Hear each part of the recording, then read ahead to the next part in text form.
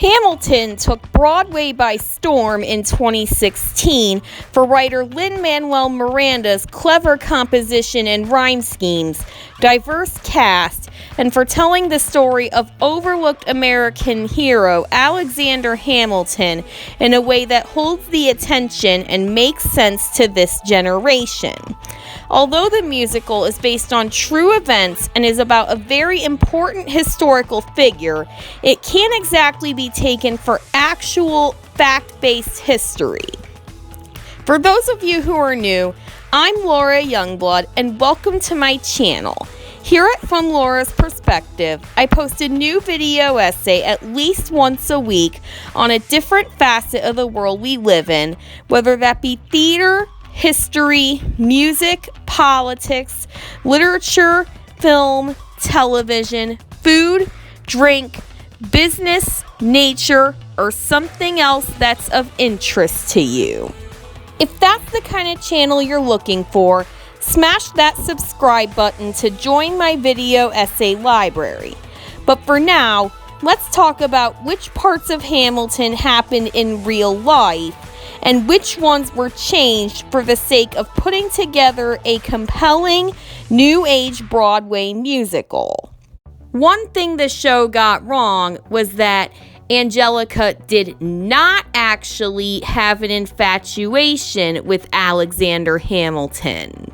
In the song Helpless, Alexander Hamilton is introduced to Angelica and Eliza Schuyler and finds himself attracted to and eventually marrying the latter. All throughout Helpless, it's made obvious that Angelica has a little crush on Alexander.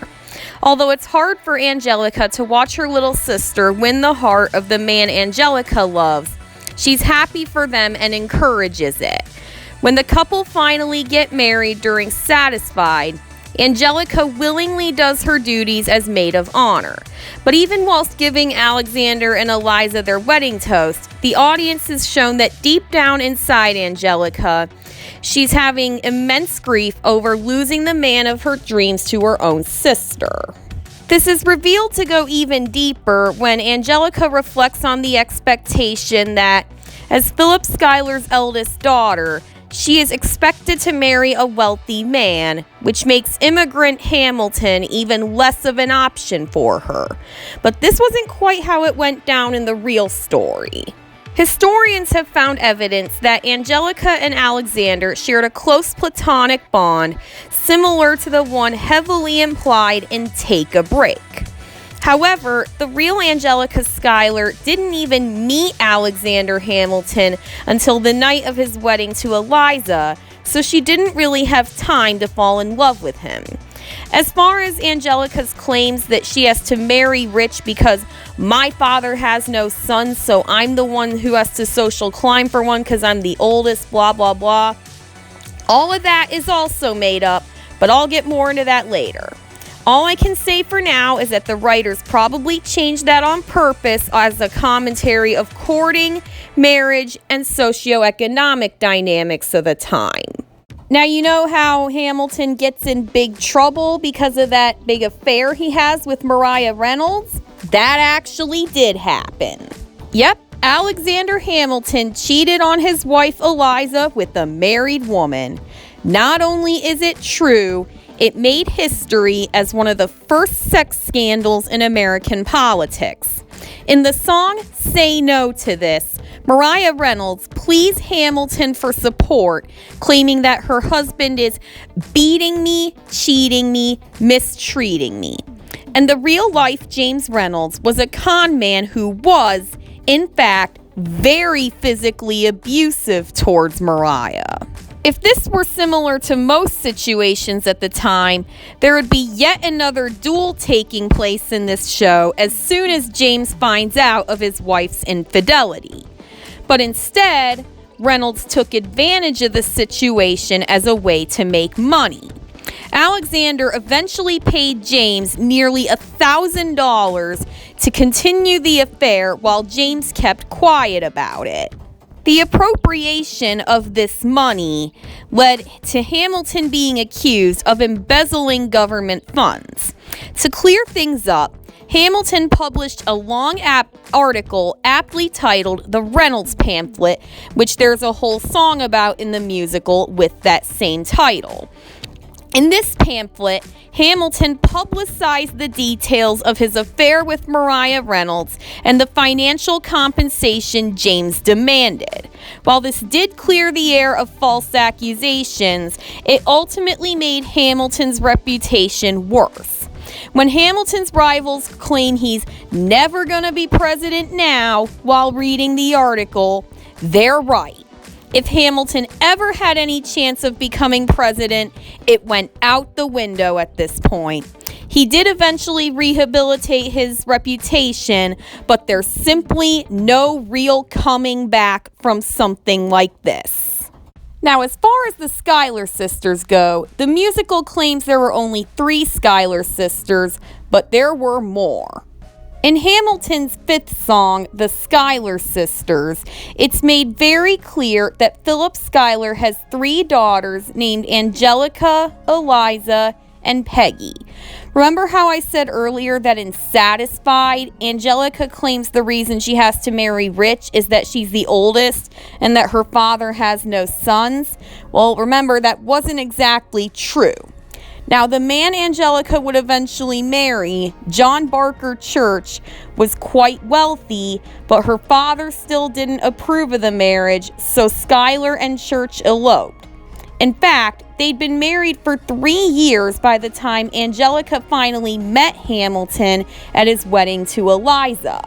Philip Schuyler actually had 15 children, 8 of whom lived to adulthood, and at least 2 of whom were grown men by the time of Eliza's wedding. It's not just the number of Philip Schuyler's children the musical got wrong. In Take a Break, 9-year-old Philip Hamilton laments that he has 1 sister but wishes he had a little brother. By the time the real Philip Hamilton was 9, he had not 1 but 2 little brothers, Frank Alexander Hamilton and Alexander Hamilton Jr. Alexander and Eliza actually ended up having a total of 8 children, 2 daughters and 6 sons. Of course, they can't put all of these children on the stage. I understand why they changed the number for Angelica's story arc, but why they had Philip say he had just a sister and no brothers by his 9th birthday is beyond me. And the musical got right that, yes, Hamilton was a bastard, orphan, son of a whore, and an immigrant, but not necessarily in a bad way. Hamilton opens by having the entire cast tell the story of Hamilton's childhood and adolescence. Throughout the show, Burr refers to Hamilton as a bastard, orphan, son of a whore, and Caribbean immigrant. Even if Burr is using these terms as insults, they're technically true. Alexander Hamilton was born on the island of Nevis in the Dutch West Indies, the result of a prostitute's unplanned pregnancy. Hamilton and his parents didn't live in great wealth, which was made even worse when his father abandoned them when Hamilton was 10 years old. When Hamilton was 12, he and his mother became seriously ill. While Hamilton eventually recovered from the illness, his mother lost her battle with the illness and died. 5 years later, Hamilton's home island was ravaged by a hurricane. Just when it seemed like all hope was lost for young Alexander, he used this as an opportunity to collect funds to get off of that island and hop on a ship to New York, pursue a higher education, and make something of himself. As Hamilton and Frenchman Marquis de Lafayette put it, immigrants, we get the job done. The musical tells us that Hamilton met the entire Revolutionary gang at the same time, but that didn't happen. After Hamilton arrives in America, he meets Aaron Burr, Sir, in the song named after him. In this song, Hamilton and Burr bond over similar beginnings and goals, yet different political and social approaches. This kickstarts the close friendship/rivalry that builds between them up to their big duel at the end. But more on this later. Going back to Aaron Burr, sir, right before this song segues into My Shot, the audience is also introduced to Hamilton's other new friends, French immigrant Marquis de Lafayette, abolitionist John Laurens, and big, strong Hercules Mulligan. While Laurens, Lafayette, and Mulligan were real figures who knew Hamilton, it's not true that the whole group became friends over drinks one night in 1776. If Hamilton were more historically accurate, Hamilton would have met John Laurens during Right Hand Man when they were both being recruited for the war. And it wasn't even until around this time that Lafayette came to America from France. Though it is likely that Hamilton and Mulligan did meet at the same time Hamilton met Burr, as the two were in college at the same time. But when you're trying to make a 2-hour musical, you need to keep things flowing, even if it deviates from the facts. Did the real-life Hamilton and Jefferson have the kind of heated rivalry we saw on the stage? You bet they did. The audience meets Thomas Jefferson, played by the same actor as Marquis de Lafayette, after they've had a recharge break during intermission. Jefferson introduces himself in the jazz-infused Act 2 opener, What Did I Miss? In this song and in the subsequent cabinet battle, it's made very clear that Jefferson and Hamilton's political views are polar opposites, their ideas and proposals for the government completely clashing with one another. When debating everything from money to the National Bank to whether or not to aid France in a revolution, the two exchange witty, hilarious, and cleverly rhymed insults. With Jefferson being a Democratic Republican and Hamilton being a Federalist, the two were, indeed, at constant odds with each other in real life and had many cabinet battles beyond just the two seen in the musical. Where the two also clashed was in their personalities. Hamilton never hesitated to say exactly what he was thinking, while Jefferson had a much more reserved demeanor, although this isn't really seen in the musical's version of Jefferson. And yes, Hamilton endorsed Jefferson during the real-life 1800 presidential election. The two still hated each other, so this was mostly a matter of Jefferson's opponent, Aaron Burr, being the less favorable option in Hamilton's eyes. Aaron Burr, however, did not have the kind of rivalry the musical makes them out to have had. By the time Hamilton reaches its climax, with Burr and Hamilton dueling it out over Hamilton's recent endorsement of Thomas Jefferson, tension has been building up between them all throughout the show. In real life, the two had major differences, particularly in the way that Burr preferred to wait for it and talk less, smile more, while Hamilton almost always talked and acted on impulse, refusing to throw away his shot.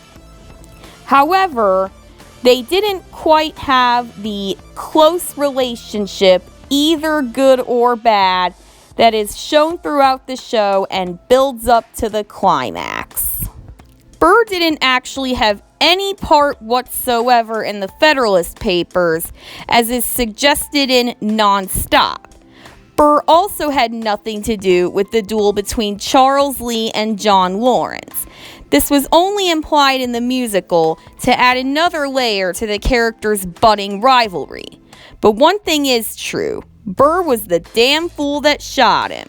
And when the actual duel went down, Hamilton died because Burr didn't wait for it and Hamilton threw away his shot. But unfortunately, this wasn't that many things coming to a head, which sure would have been interesting. And in real life, John Adams did not fire Alexander Hamilton from his position. In the musical, after George Washington retires and King George III comments on it, America's second president, John Adams, is now serving his term. In the Adams administration, Adams supposedly fires Alexander Hamilton from his position as Secretary of the Treasury, putting him in a very compromised position. But when you check your facts, The president does not have the power to fire someone in Hamilton's position or any similar position. It's true that Hamilton was no longer Secretary of the Treasury at this point, but that was because he resigned from the post. No one fired him. So why would the musical claim that?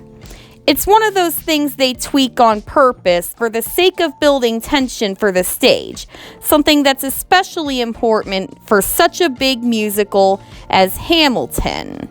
From here on out in the musical, Alexander's trying to get his life back together to very little avail, and it makes sense for him to be even more motivated to do this as the result of losing his job without meaning to.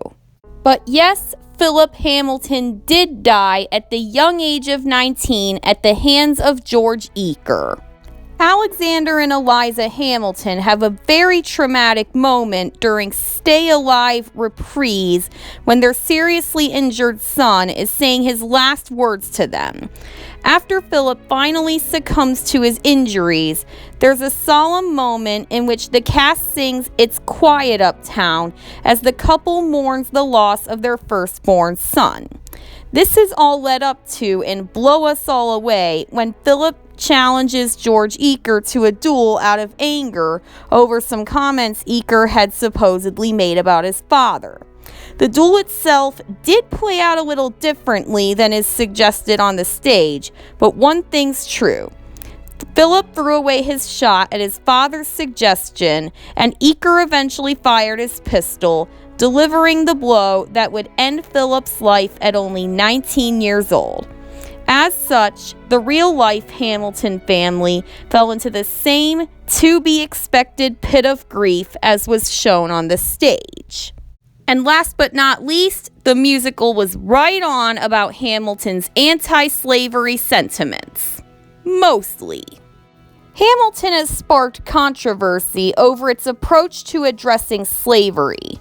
Many have criticized the musical for claiming Hamilton and the other founding fathers actively fought against this horrible atrocity when, in fact, many of them were complicit in it. If nothing can be said about the main character Hamilton, it can be said that he was a little bit less complicit than, say, slave-owning George Washington.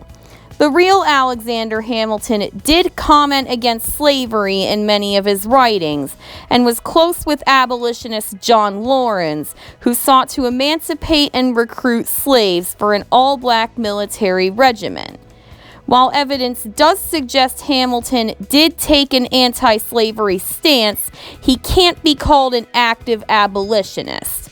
Unlike when it came to money, banks, and the Revolution, Hamilton mostly held his tongue on the issue of slavery, most likely to appease his slave-owning colleagues and keep them united in the development of a new nation. Thank you all so much for watching. Hamilton teaches audiences so many things about America's beginnings that they might not have already known. But with these kinds of things, it's always important to separate fact from fiction. Because at the end of the day, it's actual history being tailored to a stage musical, so things have to be changed for the sake of subtext, cohesion, brevity, and other things. Hamilton is just one of the many plays and musicals I'm really into, and you can learn more about this by checking out my playlist, The Wonderful World of Theater. There are also other links on the screen you can check out to get a feel for the kinds of videos I post, and if you like what I have to offer, subscribe to join my ever-expanding essay library. But subscribing won't be enough. You'll also want to turn your notification bell black, or I might post a video without you even knowing. You can learn about me and my content by following me on Instagram at youngblood_on_insta, or on TikTok at Laura_youngblood_tick_talk.